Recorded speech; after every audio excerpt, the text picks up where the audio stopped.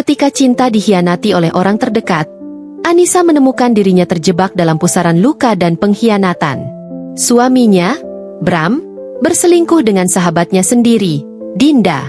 Namun, alih-alih terpuruk, Anissa memilih untuk bangkit dan membalas pengkhianatan itu dengan cara yang tak terduga, mendekati Andi, suami Dinda.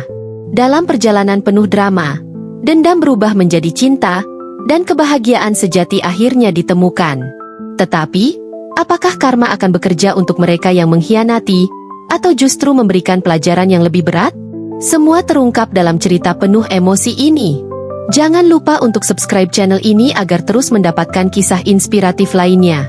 Kami doakan bunda-bunda yang mendengarkan cerita ini diberikan pahala yang berlimpah, rejeki yang lancar, keluarga yang harmonis, dan kebahagiaan yang terus menyertai. Amin. Ayo, mari kita simak cerita selengkapnya. Bagian 1, Bayangan Retak. Rumah itu sunyi. Hanya suara jam dinding yang berdetak pelan, mengiringi Anissa yang duduk di meja makan, menatap piring-piring kosong. Makan malam sudah dingin, dan Bram belum juga pulang. Sudah 3 bulan terakhir, kebiasaan ini terus berulang. Bram, yang dulu selalu menjadi orang pertama yang mengingat tanggal-tanggal penting, kini bahkan tak lagi peduli pada ulang tahun pernikahan mereka yang kelima. Anissa mencoba menenangkan hatinya, meyakinkan diri bahwa suaminya hanya sibuk bekerja. Tapi, jauh di dalam hati, ia tahu ada sesuatu yang salah. Kecurigaan mulai muncul saat Bram sering mengunci ponselnya dan menghindari pembicaraan serius. Kerja, Nis. Banyak proyek baru, katanya singkat setiap kali Anissa bertanya. Namun, bagaimana mungkin seseorang yang bekerja keras tetap punya energi untuk pulang lewat tengah malam hampir setiap hari? Anissa mencoba menyangkal kecurigaannya, meski rasa dingin di hati semakin kuat. Dia mencoba menghibur diri, memasak makanan favorit Bram, tapi semuanya terasa percuma. Suatu malam, Bram pulang dengan aroma parfum yang tak dikenali Anissa.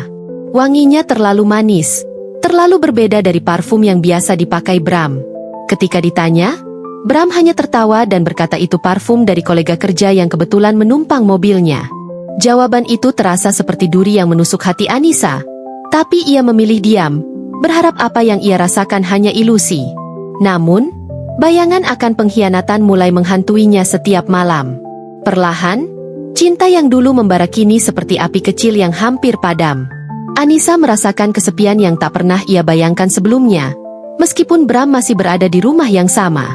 Ia mulai menangis diam-diam di kamar mandi, memandangi wajahnya di cermin. Apa yang salah denganku? Apa aku tak lagi cukup untuknya? Gumamnya lirih, dengan air mata yang jatuh tanpa henti. Hingga pada suatu pagi, saat Anissa hendak mengambil cucian dari kantong jaket Bram, ia menemukan sesuatu yang membuat dadanya sesak. Sebuah tanda terima dari restoran mahal, tempat yang pernah ia dan Bram kunjungi di masa lalu. Namun, tanggal pada tanda terima itu adalah minggu lalu, tepat saat Bram berkata ia lembur di kantor. Hati Anissa berdebar. Ia tak tahu apakah ia siap menghadapi kenyataan yang mulai terbuka perlahan. Bagian 2, Jejak yang tersisa. Malam itu, Anissa memutuskan untuk menyelidiki sendiri. Ia tak lagi bisa duduk diam sambil berharap segalanya baik-baik saja. Dalam kesunyian malam, ia membuka ponsel Bram yang tertinggal di meja. Hati Anissa berdebar kencang. Tangannya gemetar saat mencoba memasukkan PIN. Setelah beberapa kali mencoba, ponsel akhirnya terbuka. Matanya terpaku pada notifikasi di aplikasi chat, sebuah nama yang ia kenal, Dinda. Anissa membaca pesan-pesan itu satu persatu. Aku rindu kamu, Mas. Kapan kita bisa bertemu lagi? Tulis Dinda di salah satu pesan. Balasan Bram tak kalah menyakitkan. Sabar ya, sayang. Nanti aku cari alasan untuk keluar. Anissa merasakan jantungnya seolah berhenti berdetak. Dunia yang ia kenal tiba-tiba runtuh seketika. Dinda, sahabat yang selalu ada di sisinya, kini menjadi musuh yang paling menusuk. Dengan hati yang hancur, Anissa memutuskan untuk mengikuti Bram diam-diam. Esok harinya, Bram berkata ia akan rapat malam di luar kantor. Tanpa sepatah kata pun, Anissa mengikuti suaminya dengan sepeda motor yang ia pinjam dari tetangga. Jarak beberapa meter terasa sangat jauh, tapi ia terus mengawasi mobil Bram yang melaju di jalan raya. Hingga akhirnya, mobil itu berhenti di depan sebuah hotel. Anissa melihat Bram turun bersama seorang wanita, dan wanita itu adalah Dinda. Air mata Anissa jatuh deras. Tangannya mengepal erat di setang motor, ingin sekali ia menerobos masuk dan menampar mereka berdua. Tapi tubuhnya lemas. Ia merasa seperti bayangan yang tak terlihat, menyaksikan dua orang yang ia percaya menghancurkan dunianya. Ia hanya bisa menatap Bram menggenggam tangan Dinda, masuk ke hotel dengan senyum yang tak pernah lagi ia lihat di wajah suaminya. Anissa pulang dengan tubuh yang gemetar. Sepanjang perjalanan, bayangan tentang cinta mereka yang dulu terasa begitu indah kini berubah menjadi kenangan pahit. Di rumah, ia kembali membuka ponsel Bram dan mengunduh semua percakapan mereka. Ia tahu, ia harus mengumpulkan bukti sebelum menghadapi mereka. Namun, semakin ia membaca, semakin sakit hatinya. Kata-kata mesra yang dulu hanya ia terima, kini diberikan Bram kepada sahabatnya. Malam itu, Anissa duduk di ruang tamu, memandangi langit-langit rumah yang dulu terasa hangat. Perasaannya bercampur antara marah, kecewa, dan sedih. Ia tahu hidupnya tak akan pernah sama lagi.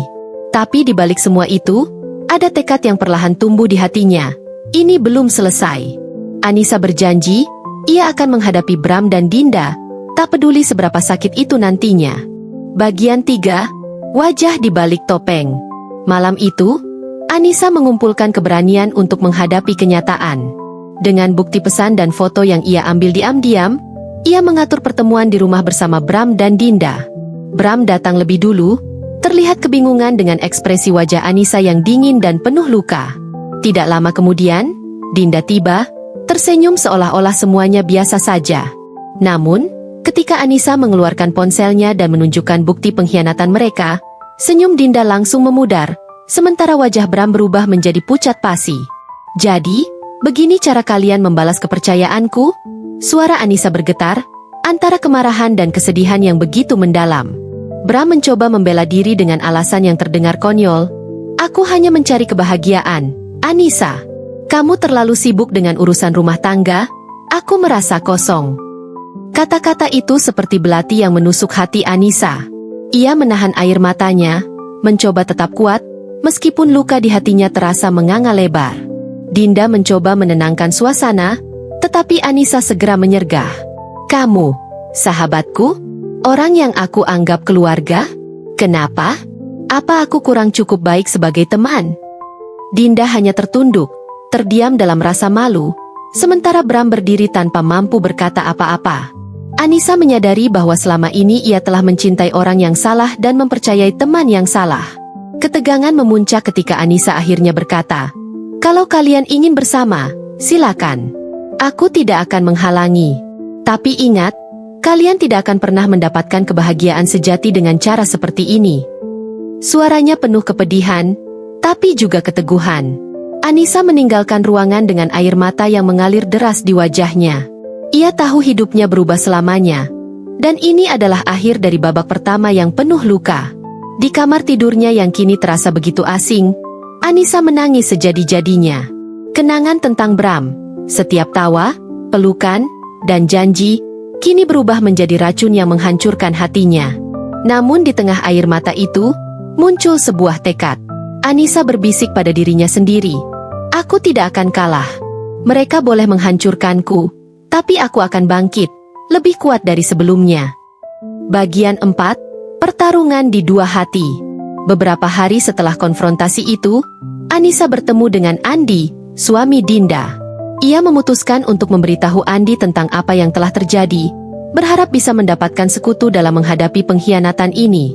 Saat mendengar semua kebenaran, Andi terdiam, wajahnya menegang. "Aku sudah curiga, tapi aku tidak pernah menyangka mereka bisa setega ini," katanya dengan suara bergetar. Andi dan Anissa mulai bekerja sama. Mereka memutuskan untuk menunjukkan kepada Bram dan Dinda bahwa hidup mereka tidak akan hancur begitu saja. Anissa menyarankan agar mereka tampil bersama di acara-acara sosial yang sering dihadiri oleh Bram dan Dinda. "Biarkan mereka tahu, kita tidak lemah," kata Anissa. Namun, di balik kerjasama itu, perasaan yang aneh mulai tumbuh di antara mereka. Dalam setiap pertemuan, Andi selalu memberikan dukungan kepada Anissa. Ia menjadi tempat Anissa bersandar di saat-saat sulit, dan Anissa pun merasa Andi memahami rasa sakitnya lebih dari siapapun. Di satu malam yang dingin, saat mereka berbicara panjang lebar tentang hidup mereka, Andi berkata, "Aku tahu ini awalnya soal balas dendam, tapi sekarang aku merasa ada yang lebih dari itu." Anissa hanya terdiam, hatinya bergetar. Namun, tidak semuanya berjalan mulus. Saat Bram dan Dinda melihat kedekatan mereka, konflik baru muncul. Bram mulai merasa terganggu, ia mengirim pesan penuh amarah kepada Anissa. "Apa-apaan ini? Kamu mencoba mempermalukanku?" tulisnya. Dinda pun mulai cemburu dengan perhatian Andi pada Anissa. Pertengkaran demi pertengkaran terjadi antara Bram dan Dinda, menunjukkan retaknya hubungan mereka. Di sisi lain, Anissa mulai bergumul dengan perasaannya sendiri. Ia bertanya-tanya, apakah kedekatannya dengan Andi benar-benar tulus atau hanya cara untuk melupakan rasa sakitnya? Dalam momen sunyi, ia menatap dirinya di cermin, mencoba mencari jawaban. Namun satu hal yang ia tahu pasti, ia tidak lagi takut. Anissa telah menemukan kekuatan dalam dirinya untuk melawan, bukan dengan kebencian, tetapi dengan langkah maju menuju kehidupan yang lebih baik. Bagian 5. Di antara luka dan cinta. Malam itu, Anissa dan Andi menghadiri sebuah acara gala yang penuh dengan orang-orang penting di kota. Mereka berjalan bersama, tersenyum ramah pada semua orang yang menyapa. Sementara Bram dan Dinda diam-diam memperhatikan dari sudut ruangan. Wajah Dinda berubah masam ketika melihat Andi merangkul Anissa dengan santai, seolah menunjukkan bahwa ia telah menemukan pengganti. Bram, di sisi lain, tampak gelisah, mencuri pandang pada Anissa, yang terlihat lebih bersinar dari sebelumnya. Ketika acara berakhir, Bram mendekati Anissa di tempat parkir. "Apa yang kamu lakukan, Nis? Ini bukan dirimu," katanya dengan nada penuh emosi. Anissa menatap Bram dengan dingin. "Kamu bahkan tidak tahu siapa aku sebenarnya, Bram. Kalau kamu mengenalku, kamu tidak akan menghancurkanku seperti ini," jawabnya tegas. Andi yang berdiri di dekat mereka segera mendekat, menarik Anissa menjauh. "Dia bukan urusanmu lagi," ujar Andi tajam, meninggalkan Bram yang hanya bisa terpaku di tempat. Di sisi lain, hubungan Dinda dan Bram semakin memburuk. Dinda mulai merasa tidak dihargai oleh Bram, yang sering melamun dan menyebut nama Anissa dalam percakapan mereka. "Kamu masih mencintainya, kan?" seru Dinda di tengah pertengkaran mereka suatu malam. Bram hanya diam, tak mampu menyangkal. Hubungan yang dibangun di atas pengkhianatan itu kini perlahan runtuh, menyisakan penyesalan yang semakin dalam di hati Bram. Namun, Andi dan Anissa juga menghadapi dilema dalam hubungan mereka. Anissa mulai merasa bersalah, takut bahwa ia hanya menggunakan Andi untuk melupakan rasa sakitnya. "Apa kita benar-benar melakukan ini karena cinta, atau hanya untuk membalas dendam?" tanya Anissa suatu malam. Andi terdiam, memegang tangan Anissa dengan lembut. "Aku tidak tahu bagaimana awalnya, Nis. Tapi sekarang, aku yakin perasaanku padamu nyata," jawabnya dengan tatapan tulus. Di tengah semua kekacauan itu, Anissa akhirnya menyadari bahwa luka yang ia alami telah mengajarinya untuk lebih kuat. Ia tidak lagi melihat dirinya sebagai korban, melainkan sebagai seseorang yang mampu bangkit dan menemukan kebahagiaan. "Aku tidak peduli lagi pada mereka. Hidupku adalah milikku, dan aku pantas mendapatkan kebahagiaan," pikirnya dalam hati, sambil menatap ke arah Andi yang selalu ada di sisinya. Bagian 6. Langkah baru. Beberapa minggu kemudian, Anissa dan Andi memutuskan untuk menikah dalam sebuah upacara sederhana. Tidak ada pesta besar, hanya keluarga dan teman-teman dekat yang hadir. Di tengah janji suci mereka, Anissa merasakan ketenangan yang belum pernah ia rasakan sebelumnya. "Ini bukan tentang balas dendam lagi," pikirnya. "Ini adalah awal yang baru." Ketika Andi menggenggam tangannya dan tersenyum, Anissa tahu bahwa ia telah membuat keputusan yang benar. Berita pernikahan mereka segera sampai ke telinga Bram dan Dinda. Bram yang mendengar kabar itu merasa hatinya hancur. Ia mulai menyadari bahwa ia telah kehilangan Anissa untuk selamanya. Dinda, yang juga mendengar kabar itu, tidak bisa menyembunyikan kecemburuannya. Pertengkaran mereka semakin memuncak hingga akhirnya mereka memutuskan untuk berpisah. Hubungan mereka, yang penuh dengan kebohongan, tak mampu bertahan lebih lama. Sementara itu, Anissa dan Andi memulai hidup baru mereka dengan penuh harapan. Mereka pindah ke kota kecil yang lebih tenang, meninggalkan semua kenangan buruk di belakang.